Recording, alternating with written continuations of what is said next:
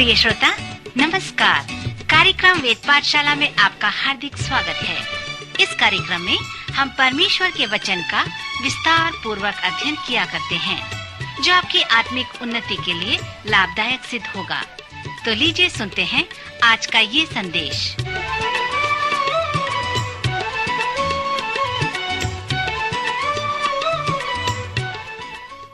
प्रिय श्रोता मित्र, आपको मेरा नमस्कार। वेद पाठशाला की इस अगली कक्षा में आपका स्वागत करता हूं। यह कक्षा परमेश्वर के वचन को आपके जीवन में सिखाने और उसे व्यावहारिक रूप से प्रयोग करने के लिए समर्पित है। मित्र, पवित्र शास्त्र के महत्वपूर्ण पुस्तकों के सर्वेक्षण में जब हम आगे बढ़ते हैं तो हमारे पास 3 मार्गदर्शन करने वाले प्रश्न हैं, जिनका हम हमेशा उत्तर देने का प्रयास करते हैं। वे प्रश्न इस प्रकार हैं कि यह क्या कहता है, इसका क्या अर्थ है, और जो महत्वपूर्ण प्रश्न है कि मेरे जीवन के लिए इसका क्या अर्थ है, कैसे मैं इन्हें अपने जीवन में लागू कर सकता हूं। मुझे बड़ी प्रसन्नता है कि आपने पवित्र शास्त्र के इस अध्ययन को अस्वीकार नहीं किया, परंतु प्रत्येक कक्षा में भाग लेने का चुनाव किया। हमारे संपूर्ण पवित्र शास्त्र के सर्वेक्षण का विषय उत्पत्ति की पुस्तक से प्रारंभ होकर अब वह हमें रोमियो के नाम पौलुस प्रेरित की पत्री तक ले आया है। जब पौलुस प्रेरित जीवित रहा तो उस समय रोम पूरे विश्व की राजधानी थी। रोमियो की पत्री नए नियम में धर्म विज्ञान का एक ग्रंथ रत्न है। रोमियो के लिए पौलुस का संदेश एक विश्वव्यापी संदेश है। इसमें रोमियो के लिए बहुत थोड़ा विषय है। इसके साथ साथ रोमियो का जो पत्र है वो संदेश प्रभु यीशु के सभी चेलों के लिए भी है, सब जगह के लिए है और प्रत्येक समय के लिए है। और इस पत्री के संदेश का जो सार है, जिसे एक शब्द में कह सकते हैं, वह धर्मी ठहरना।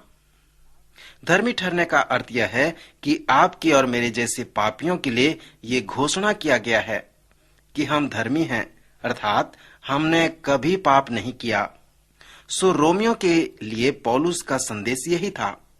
फरीसी और चुंगी लेने वाले के दृष्टांत में प्रभु यीशु मसीह ने हमसे कहा है कि यह बिल्कुल सत्य है, क्योंकि पौलुस ने अपने इस पत्री में मसीह के विश्वासियों को जो रोम में है कहा है कि यह बिल्कुल सत्य है कि परमेश्वर ने पापियों को धर्मी ठहरा दिया।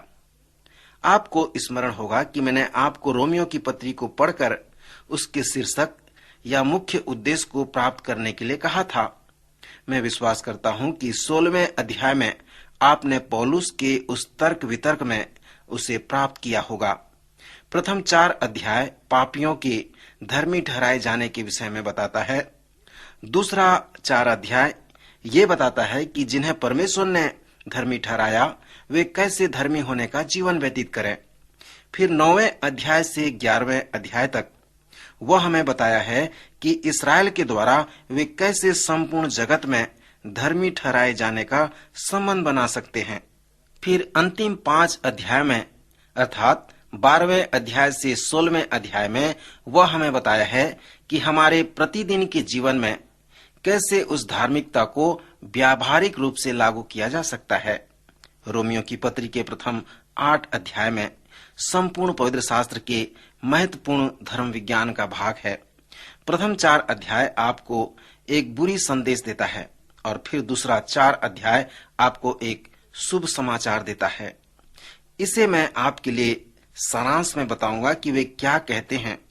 वे उस काले वेलवेट के कपड़े के जैसे हैं जिसमें जौहरी अपना आभूषण फैलाता है।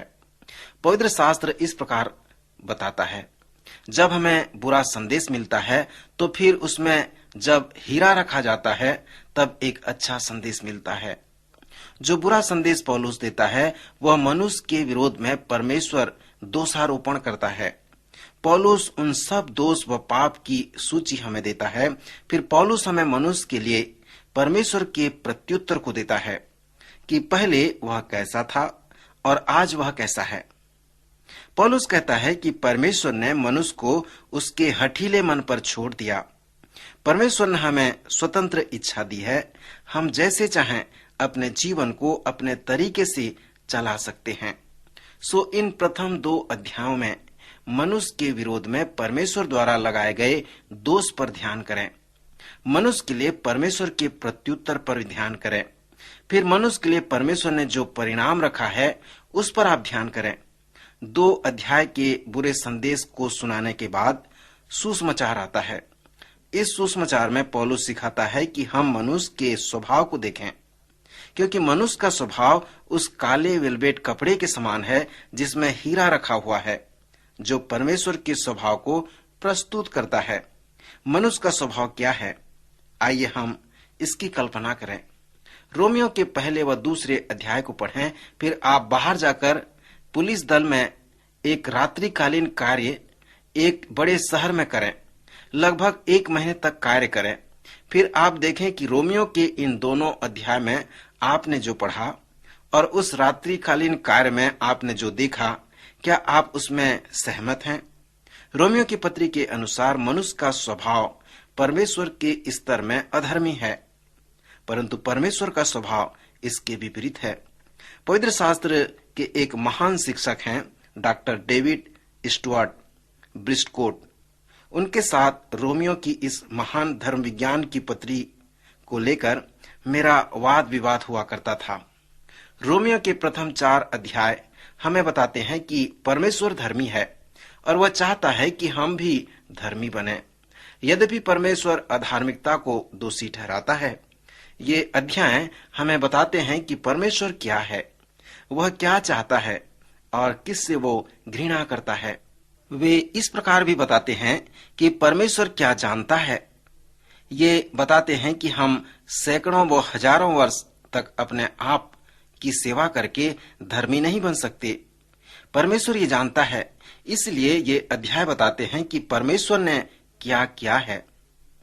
परमेश्वर इस पृथ्वी पर एक मनुष्य बनकर यीशु में होकर आया और परमेश्वर को प्रस्तुत कर दिया और यीशु का पिता ठहरा।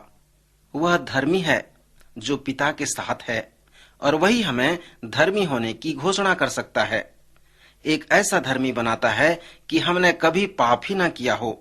सो यही है जिसे परमेश्वर ने किया है। ये प्रथम 4 अध्याय हमें बताते हैं कि परमेश्वर हमसे क्या चाहता है कि हम उसे करें। परमेश्वर हमसे चाहता है कि हम उस पर विश्वास करें। जब वह इस शुभ संदेश को हमें बताता है, सारांश में ये प्रथम 4 अध्याय हमें बताते हैं कि परमेश्वर क्या है, अर्थात परमेश्वर धर्मी है। परमेश्वर क्या चाहता है? परमेश्वर चाहता है कि हम भी धर्मी बने। परमेश्वर किस पर दोष लगाता है, किसे अपराधी ठहराता है? परमेश्वर हमारे अधार्मिकता पर दोष लगाता है और हमें अपराधी ठहराता है। परमेश्वर क्या जानता है? परमेश्वर जानता है कि आप और मैं स्वर्ग के मार्ग के लिए कार्य कभी नहीं कर सकते। यह महत्वपूर्ण बात है। कृपया इसके विषय में कुछ क्षण विचार करें। क्या आप अच्छे कार्य करके अपने आप का उद्धार कर सकते हैं? आप कैसे जानेंगे कि आपने अब पर्याप्त कार्य कर लिया है? आप ये कैसे जान सकते हैं कि आपने स्वर्ग जाने के लिए पर्याप्त अच्छे कार्य कर लिया है? यदि कोई विश्वास करता है कि वह अच्छे कार्य करके स्वर्ग जा सकता है, परंतु प्राय वह ये निश्चित रूप से नहीं जानेगा कि वह जाएगा या नहीं जाएगा। अनेक धर्म हैं जिन्होंने उद्धार को प्राप्त करने के लिए कठिन परिश्रम व त्याग किए हैं। कोई बात नहीं कि धर्म कुछ भी हो, यदि उद्धार हमारे कार्यों द्वारा आधारित है तो फिर भी लोग अपने उद्धार के लिए निश्चिंत क्यों नहीं हैं? इसका मतलब हमारा उद्धार हमारे भले कार्यों द्वारा नहीं हो सकता। यहाँ पर एक और प्रश्न है जिसे पौलुस ने इन 4 अध्याय में प्रस्तुत किया है कि यदि अच्छा कार्य करके तुम्हारा उद्धार हो सकता है तो यीशु मसीह इस पृथ्वी पर क्यों आया और क्यों क्रूस पर मारा गया? यीशु मसीह पर थोड़ा विचार करें कि वह पिता से प्रार्थना कर रहा है। उसका पसीना मानो लहू की बड़ी बड़ी बूंदों की नाई भूमि पर गिर रहा था। उस पिता से कह रहा था कि हे पिता, यदि तू चाहे तो इस कटोरे को मेरे पास से हटा ले, तो भी मेरी इच्छा नहीं वरन तेरी इच्छा पूरी हो। दूसरे शब्दों में कहूं तो हे पिता, यदि संभव हो तो मुझे क्रूस में चढ़ने का मौका न दे, परंतु प्रभु मेरी इच्छा नहीं लेकिन तेरी इच्छा पूरी हो। पिता परमेश्वर नीचे की ओर अपने पुत्र को देखकर कहा, बेटा, यह संभव नहीं है, तुझे क्रूस में चढ़ना अवश्य है। तुझे संसार के सब लोगों के पापों के लिए लहू बहाना होगा, तुझे प्राण देना होगा, प्रायश्चित करना होगा। सो जब परमेश्वर ने अपने पुत्र को क्रूस में भेज दिया, तो क्या आप परमेश्वर से कहेंगे, तूने ठीक किया है, अच्छा है, परंतु मुझे इसकी आवश्यकता नहीं थी, क्योंकि मैं इसे बिना पूरा कर सकता हूँ, क्योंकि मैं अपने जीवन में उन 10 आज्ञाओं को माना है। मैंने सभी बिल चुका दिए हैं। मैंने किसी को कभी दुखी नहीं किया है, कभी गलत कार्य नहीं किया है, वरन हमेशा अच्छा कार्य किया है। सो मैं सोचता हूँ कि मैं इसे स्वयं पूरा कर सकता हूँ। तुझे अपने पुत्र को मेरे लिए क्रूस पर भेजने की आवश्यकता नहीं है। मित्र, ऐसा कहना मूर्खता है।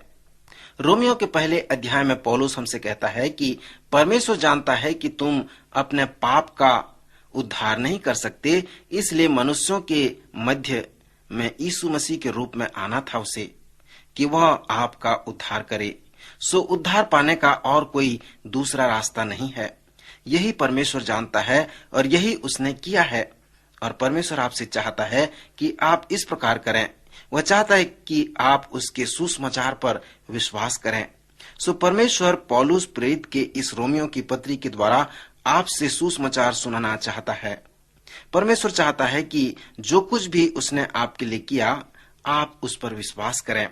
रोमियो के इन प्रथम 8 अध्यायों में पौलुस हमसे कहता है कि परमेश्वर आपको और मुझे धर्मी ठहराया है।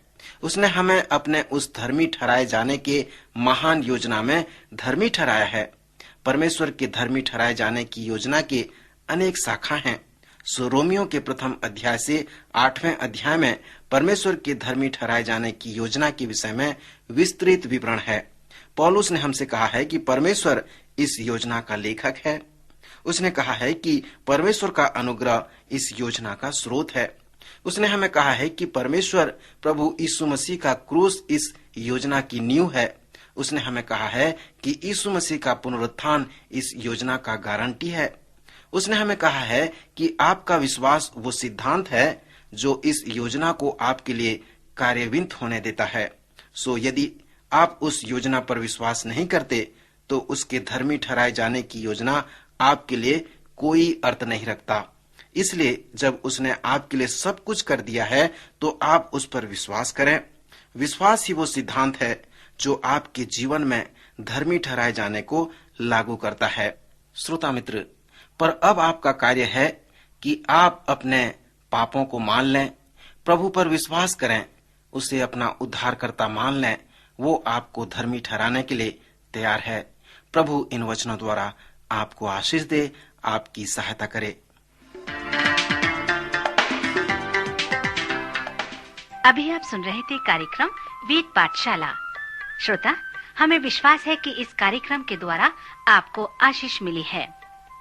यदि इस कार्यक्रम के विषय में अधिक जानकारी प्राप्त करना चाहते हैं या बाइबल अध्ययन से संबंधित कोई प्रश्न हमसे पूछना चाहते हैं, तो आप हमें इस पते पर लिखें। हमारा पता है कार्यक्रम वेद पाठशाला, post box number 713, EN post, Faridabad 7। पता एक बार फिर सुन लीजिए। कार्यक्रम वेद पाठशाला, post box number 713, EN post, Faridabad 7। आज के कार्यक्रम का समय यहीं पर समाप्त होता है। अगले कार्यक्रम में आपसे फिर भेंट होगी। तब तक के लिए नमस्कार।